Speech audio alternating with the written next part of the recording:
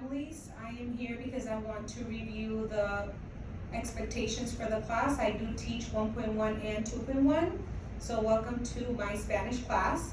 And the reason for me not being able to attend back to school night is, of course, because of my condition. So here we go. Let's go through some important slides. So just a little bit about me, and I did have a slide presentation for your students just so they get to know me a little more. I did talk about my hobbies, what I like to do, where I come from, about my kids and stuff. So here we go. So my name is Ana Perez, and this is my 6th year teaching here at Glenn, and they all been here. I am from Jalisco, Mexico, where my family and I enjoy going every summer because of the cool weather down there. As you can tell, here in the desert, it gets pretty hot during summer times. My parents brought me here to the United States when I was 1 year old, and I've been here ever since, and my dream has always been to become a school teacher, and again, here I am. Some of my favorite things that I like to do, like I told your students, I love sleeping. I told them I'm not sure if sleeping is a hobby, but I enjoy it, I love it. Maybe, and then some of them said, oh yeah, we do too. So I also like traveling and reading Spanish books and teaching, of course, that's like one of my favorites. Okay, the next slide talks about the contact information. A lot of my parents or you guys are already emailing me through Synergy, and that is perfectly fine. If not, then just opening your email and typing in ana.perez@desertsands.us. And it's always best to email me if that's how you're trying to reach me, or you can contact the school. They will also transfer you to my room, but the only appropriate time will be before school or after school, like nothing in between, because I am teaching, and then my lunchtime, of course, it is my lunchtime. So make sure, email me, and then we can set up a meeting if that's what you want to do, but again, email will be the best way. So if you will also get reminders via email about class due dates and stuff like that, so hopefully you guys are all signed in into Google Classroom with your students, and then if not, we can invite you guys as parents, and you're able to see like the summaries and if they are missing whatever assignment they are missing, or your student can just open their Chromebooks and then they can just go from there. Missing assignments are to be turned in on time. So again, whenever we have progress reports or report cards, you will be getting an email a week before just to remind you. And students have about a week to turn everything in. And again, I will let you know the deadline and the due date, and I'll be like, okay, after this Friday, September 9th or 10th, you cannot turn anything in anymore. And then that will be affecting your students' grade, so make sure they are turning in everything on time. The attendance, again, very important for your student to attend every day here to school, and of course to my Spanish class, because they do miss a lot of important information. And then for them to catch up, it could be a struggle. So if the student is absent, make sure they are always checking Google Classroom. I told them already, no, you're not excused from that day. You just have an extra few days to complete. So Google Classroom went back at school, and if they have a worksheet, because sometimes I put in the worksheet we're doing, they can just contact me and tell me, hey, Ms. Perez, I wasn't here yesterday, can I get the worksheet? Because most of the time I do forget to hand it out. And again, I do not offer extra credit. The reason for this is because students can make up any missing assignments. Even if I graded them already and they got half credit, they can unsubmit on Google Classroom, or they can get their paper back, complete it fully, hand it to me for a better grade. So that's the only reason why I do not offer extra credit. Also, if your student is going to be out for more than a week, please let me know ahead of time, so I can, or myself can do a little packet for them. That way they don't have to worry about checking Google Classroom.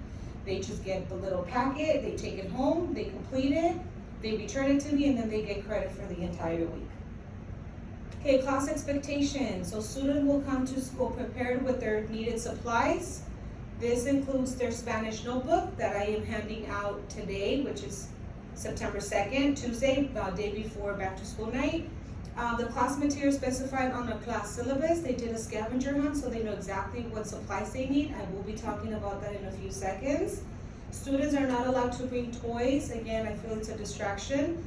And I really don't allow any toys on their desk.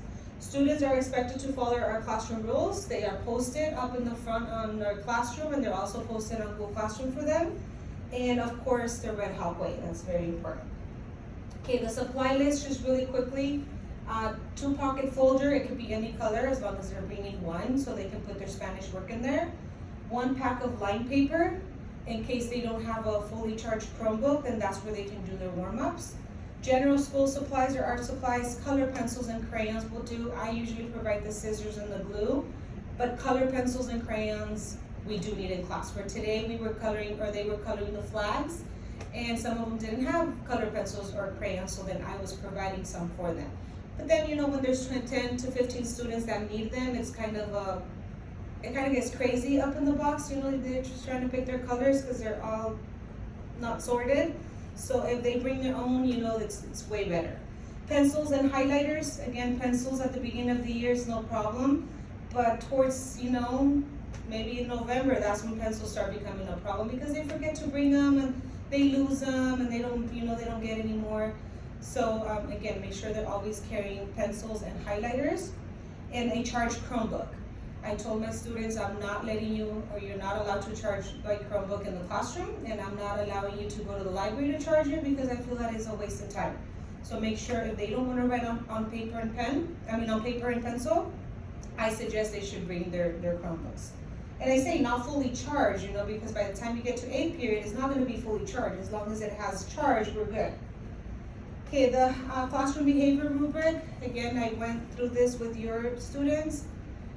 The first offense, second, third, and fourth. Usually the first offense, you know, they stay after class and we talk about why they're not following classroom rules and why they are interrupting the class or whatever the problem is. They do get a paper like this that I will be sending home with them that you have to sign, that way you are aware of the problem. Then the second time, again, students stay after class, we talk about the behavior, but this time I call home and I contact you, the parent. The third time, again, detention in my classroom, I contact you, the parent, and then we can go from there, and hopefully, you know, that does it. And then the last one, if they continue and there's nothing we can do about it and then the behavior continues, then we'll just go to number 4, which is the office referral, and then usually I'll call home and then I set up a meeting. And I told my students, in all years I've been here, I've only had to do that once, and once only, you know, so hopefully we don't have to do that this year because I won't be here. And there's gonna be a sub. So we are going to have a fantastic year. If you guys have any questions, please don't hesitate to send me an email. Yes, I will be gone, not sure when I am coming back, so that makes it a bit harder for your student. There are packets that they are gonna be completing. So there are about 4 packets. Hopefully they'll just do the first 3, and then maybe when the 4th comes, then I'll probably, you know, be back. But I am not sure. So again, please tell your student to be at their best behavior and to make sure they're always polite to any sub that is here in the classroom. My class sizes are pretty big this year. So that means almost every single desk in this classroom, and I have 40, are taken. So that's why I tell my students, please, it's hard to find subs, and sometimes, you know, they're here for a couple months or a couple weeks and they just decide to go elsewhere. So please talk to your students about the class syllabus, about the class expectations, and about being respectful for when the Spanish sub teacher is here. Okay, thank you so much. So again, any questions, please email me. Adios, nos vemos.